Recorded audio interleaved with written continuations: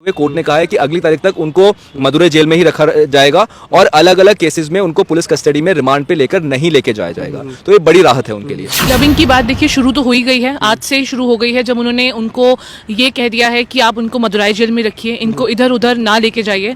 तो अगली डेट पर उम्मीद है कि क्लबिंग जब 28 तारीख की डेट आएगी तो क्लबिंग पर भी हमें कुछ और बड़ी राहत मिले, आज से बड़ी। आज की जो सुनवाई है वो हमारे लिए काफी पॉजिटिव रही है। कोर्ट ने हमें काफी पॉजिटिव तरीके से हमें सुना, काफी समय हमें दिया सुनवाई में।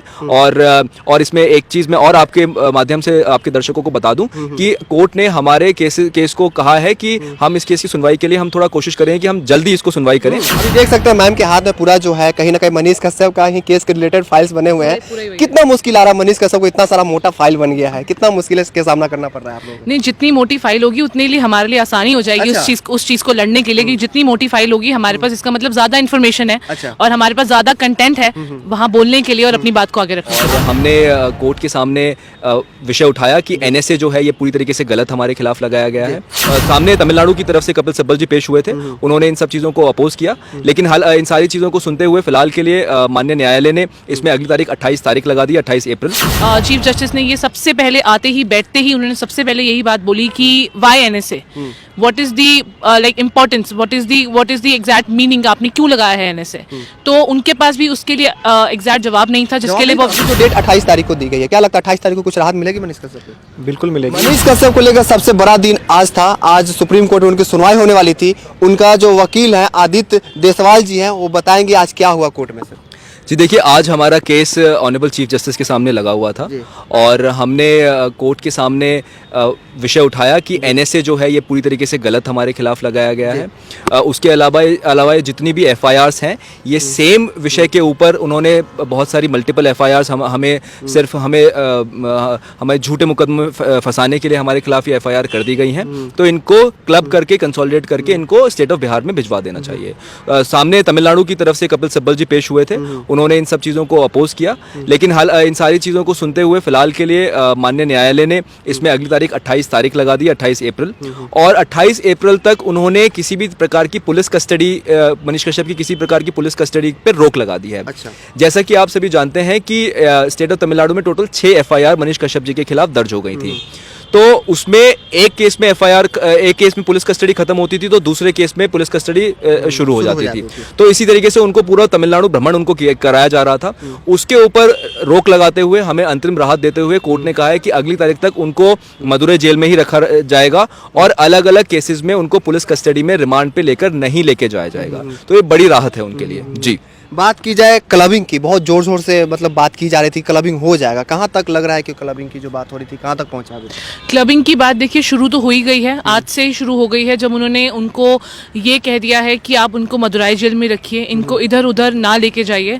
तो अगली डेट पर उम्मीद है कि क्लबिंग जब 28 तारीख की डेट आएगी तो क्लबिंग पर भी हमें कुछ और बड़ी राहत मिले, आज से बड़ी। लोगों को थोड़ा सा समझा दे कि क्लबिंग होता क्या है। लोग पूछते हैं क्लबिंग क्या है, क्लबिंग क्या है, क्लबिंग बता दीजिए है क्या? क्लबिंग का मतलब बहुत ही सरल भाषा में ये होता है कि अगर किसी एक मुद्दे पर किसी एक जगह पर कार्यवाही चल रही है और उसी ही सेम मुद्दे पर अगर किसी और जगह पर कार्यवाही चल रही है, तो जिस जगह पर पहले स्टार्ट करी होती है या जिस जगह पर मेन जो कॉज ऑफ एरिया होता है उसको आप वहीं लेकर आइए। इसलिए यहाँ पर भी जो 5 मार्च को एफआईआर हुई थी बिहार में, उस पे साथ हम सबको क्लब कर रहे हैं। जितनी भी उसके बाद एफआईआर हुई, चाहे वो तमिलनाडु में अलग अलग समय पर हुई, किसी भी समय पर जितनी भी 6 एफआईआर हुई, वो हम चाह रहे हैं कि जो बिहार की जो फर्स्ट एफआईआर है जो 5 मार्च को करी गई, हम उसके साथ क्लब मतलब सारे जितने केस है उनको क्लबिंग कर दी जाए। क्लबिंग से फायदा क्या होगा मनीष कश्यप? क्लबिंग से यही फायदा होगा कि जहां उनका अगर कंटेंट सेम है, उनकी अगर चीजें सेम हैं, तो एक ही जगह पर कार्रवाई होगी, एक ही मुद्दे पर 2 जगह पर कार्रवाई नहीं हो सकती। अभी जो डेट 28 तारीख को दी गई है, क्या लगता है 28 तारीख को कुछ राहत मिलेगी मनीष कश्यप को? बिल्कुल मिलेगी। जैसे आज का जैसा प्रोसीडिंग था ना, उसमें चीफ जस्टिस बस इस बात पे आज तो राहत मिल ही जाती, लेकिन इस बात पे रुक गए कि एनएसए का रिप्लाई उनके पास नहीं था। तो स्टेट ऑफ तमिलनाडु ने टाइम लिया है कि एनएसए रिगार्डिंग हम जो भी मुद्दा उठाएं उसके रिगार्डिंग वो रिप्लाई करेंगे। तो रिप्लाई आ जाएगा वंस रिकॉर्ड पे, फिर वो उस पर डिसीजन लेंगे उस दिन 28 तारीख को। आज जो सुनवाई हुआ उसे किस रूप में देखा जाए? राहत के रूप में देखा जाए या फिर बढ़ते मुश्किल को रूप में देखा जाए? नहीं, बढ़ते मुश्किल के रूप में तो बिल्कुल नहीं देखे जाना चाहिए। आज की जो सुनवाई है वो हमारे लिए काफ़ी पॉजिटिव रही है। हाँ। और कोर्ट ने जो एनएसए का है, एनएसए जो हमारे ऊपर गलत तरीके से लगाया गया है उसका भी उन्होंने संज्ञान लिया। उसके ऊपर भी डिस्कशन कोर्ट में हुआ। और जैसा कि अनंत जी ने बताया, क्योंकि स्टेट ऑफ तमिलनाडु को कहा है कि आप स्पेसिफिक एनएसए के ऊपर रिप्लाई फाइल कीजिए। और तो आज की हियरिंग काफ़ी पॉजिटिव थी। कोर्ट ने हमें काफ़ी पॉजिटिव तरीके से हमें सुना, काफ़ी समय हमें दिया सुनवाई में। और इसमें एक चीज़ मैं और आपके माध्यम से आपके दर्शकों को बता दूं कि कोर्ट ने हमारे केस को कहा है कि हम इस केस की सुनवाई के लिए हम थोड़ा कोशिश करें कि हम जल्दी इसको सुनवाई करें, क्योंकि फ्राइडे को ये केस लगा है और फ्राइडे को ही ऑनरेबल सुप्रीम कोर्ट एक सेम सेक्स मैरिज वाला एक मुद्दा जो है उसके ऊपर सुनवाई ऑलरेडी चल रही है। डे टू डे हियरिंग उसमें शुरुआत हो गई है, तो उसमें काफ़ी कोर्ट का टाइम जाता है। तो हमारे केस को उन्होंने कहा कि क्योंकि ये केस भी काफ़ी इंपॉर्टेंट है, अर्जेंट है, तो इसके लिए उन्होंने जो एडवोकेट्स इसमें पेश हो रहे थे हम लोगों से भी आग्रह किया कि आप लोग जल्दी आ जाइएगा, हम लोग इसको सुनने के लिए जल्दी बैठेंगे, क्योंकि हमारे पास और भी आगे केसेस लगे हुए हैं पूरे दिन में, तो जिससे ये केस मिस ना हो पाए और हम इसमें सुनवाई कर सकें। जी, कितना मेहनत कर रहे हैं मनीष कश्यप को क्लबिंग कराने के लिए या फिर उनको रिहाई दिलाने के लिए? कितना मेहनत कर रहे हैं आप लोग? जी देखिए, जब से ये केस हमारे पास आया है हम लोगों ने अपनी पूरी जी जान इसमें लगा दी है।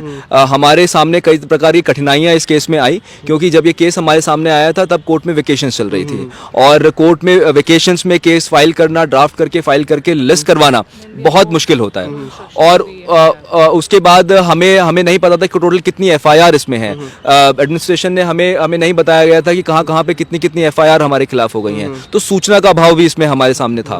तो उन सारी कठिनाइयों को हमने पार पाते हुए हमने इसको मैटर को लिस्ट करवाया। फिर बीच में दुर्भाग्यवश एक तारीख पे हमारा मैटर सुनवाई के लिए ही नहीं आ पाया, 10 तारीख को, जैसा कि आप जानते हैं।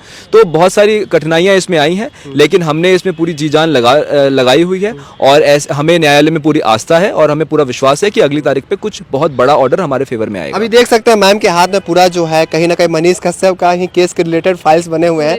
कितना मुश्किल आ रहा है मनीष कश्यप को? इतना सारा मोटा फाइल बन गया है, कितना मुश्किल है इसके सामना करना पड़ रहा है आप लोगों को? नहीं, जितनी मोटी फाइल होगी उतने लिए हमारे लिए आसानी हो जाएगी। अच्छा। उस चीज को लड़ने के लिए कि जितनी मोटी फाइल होगी हमारे पास, इसका मतलब ज्यादा इन्फॉर्मेशन है। अच्छा। और हमारे पास ज्यादा कंटेंट है वहाँ बोलने के लिए और अपनी बात को आगे रखने के लिए। आपसे एक व्यक्तिगत राय लेना है, मनीष कश्यप वो केस को कैसे देखती हैं आप? जैसे बाकी सभी केसेस को देखते हैं, हमारे लिए सारे केसेस सेम हैं। जैसे न्याय के लिए न्याय एक जैसा ही है, वैसे हमारे लिए नहीं, बात की जाए एनएससी एंड ऑल जितना केस हुए हैं उन पे, व्यक्तिगत पूछ रहा है, जो आप एडवोकेट अब से मेरे से बात करिए, क्या एनएसए लगना चाहिए था उन पे? देखिए, लगना तो नहीं आप चाहिए स्टडी था। कर रही हैं। हाँ, लगना तो नहीं चाहिए था। आज कोर्ट में भी यही बात उठी है।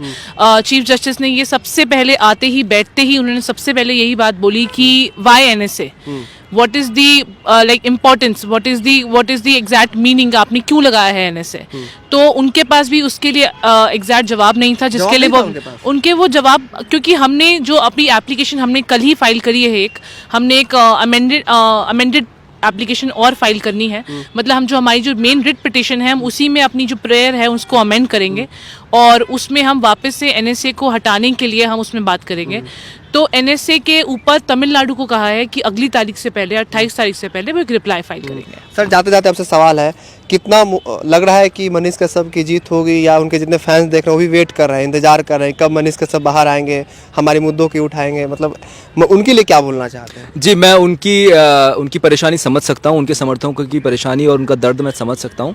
पर क्योंकि देखिए, मैं एक वकील होने के नाते, और अभी मामला क्योंकि अभी पेंडिंग है, तो किसी प्रकार की टिप्पणी करना बहुत जल्दबाजी होगी। लेकिन जैसा कि मैं शुरुआत से ही आपके माध्यम से कहता आ रहा हूँ कि हमारा केस के जो फैक्ट्स हैं, जो लॉ एप्लीकेबल है, उस हिसाब से हमारा केस काफ़ी अच्छा है, और ऐसी हम उम्मीद करते हैं, ऐसी हम आशा करते हैं कि माननीय न्यायालय हमारे फेवर में फैसला सुनाएगी, और जो भी फैसला सुनाएगी वो हम उसको एक्सेप्ट करेंगे और हमें मंजूर होगा वो फैसला। जी देखिए, अभी हम सुप्रीम कोर्ट में है और मनीष कश्यप को लेकर आज सुनवाई क्या हुई, वकील साहब ने बताया। क्या सोचते हैं आप कमेंट में जो लिखेगा, इस वीडियो को जरूर शेयर कीजिएगा। आपका बहुत बहुत धन्यवाद। जय हिंद, जय भारत।